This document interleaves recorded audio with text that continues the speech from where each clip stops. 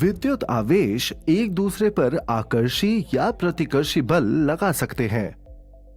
प्रत्येक दूसरे बल के समान ये बल भी सदिश राशि है।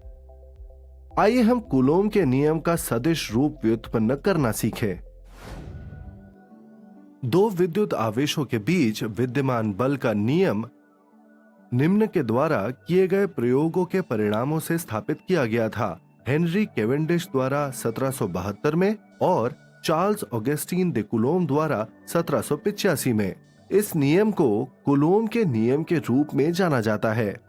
इसे निम्न प्रकार दिया जाता है कि दो बिंदु आवेशों Q1 और Q2 के बीच विद्यमान पारस्परिक बल इन आवेशों के गुणनफल Q1 Q2 के समानुपाती होता है और उनके बीच की दूरी r के वर्ग के व्युक्त क्रमानुपाती होता है। माना Q1 और Q2 समान आवेश हैं। उनके बीच पारस्परिक प्रतिकर्षण बल विद्यमान है। यहां वेक्टर F12 आवेश Q1 पर आवेश Q2 द्वारा लगाया गया बल है और वेक्टर F21 आवेश Q2 पर आवेश Q1 द्वारा लगाया गया बल है। ध्यान दें कि इकाई सदिश r12 इन बलों को सदिश रूप से निरूपित करने के लिए Q1 से Q2 की दिशा में दोनों आवेशों को मिलाने वाली रेखा पर है।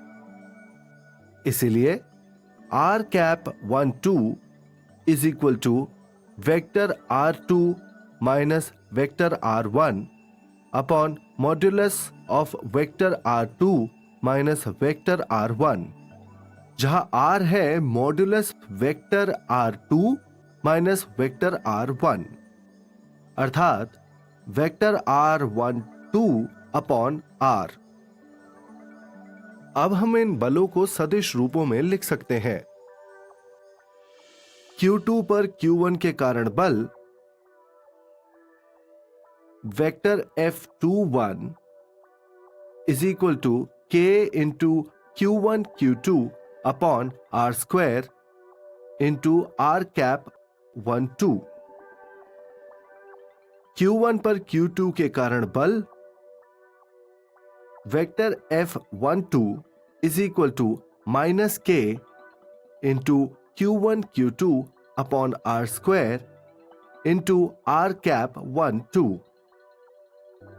इसीलिए vector F21 is equal to minus vector F12। यहां K अनुपातिकता स्थिरांक है। यदि Q1 और Q2 को मापा जाता है कूलोम में, R को मीटर में और बलों को न्यूटन में, तो फिर K का प्रायोगिक मान होगा K approximately equals 8.98754 into 10 to the power 9 newton metre square upon coulomb square. यह तकरीबन बराबर है 9 into 10 raise to the power 9 newton metre square upon coulomb square के।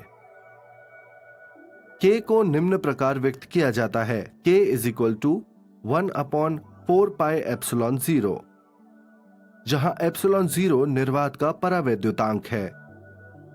Epsilon 0 is equal to 8.85 10 raise to the power -12 coulomb square upon newton metre square. यह तकरीबन बराबर है 8.9 into 10 raise to the power -12 coulomb square upon newton metre square के। यदि दोनों आवेश असमान हैं, Q2 को ऋणात्मक मानने पर vector F21 is equal to K into Q1 into minus Q2 upon R square into R cap 12।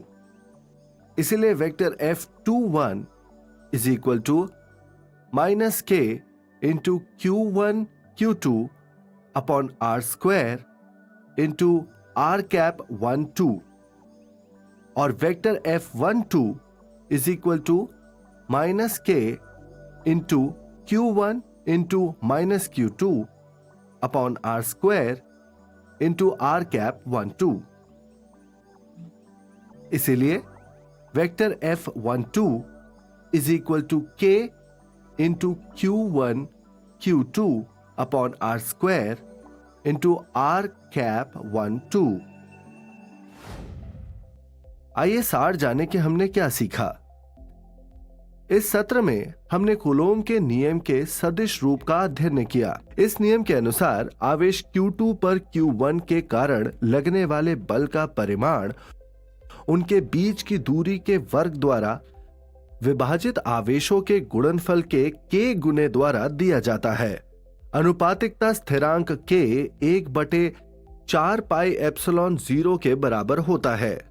बल की दिशा 1 से 2 की ओर होती है और इसे एक इकाई सदिश R कैप 12 द्वारा दर्शाया जाता है। एप्सिलॉन 0 को निर्वात का परावैद्युतांक कहा जाता है और इसका मान यहां दिया गया है।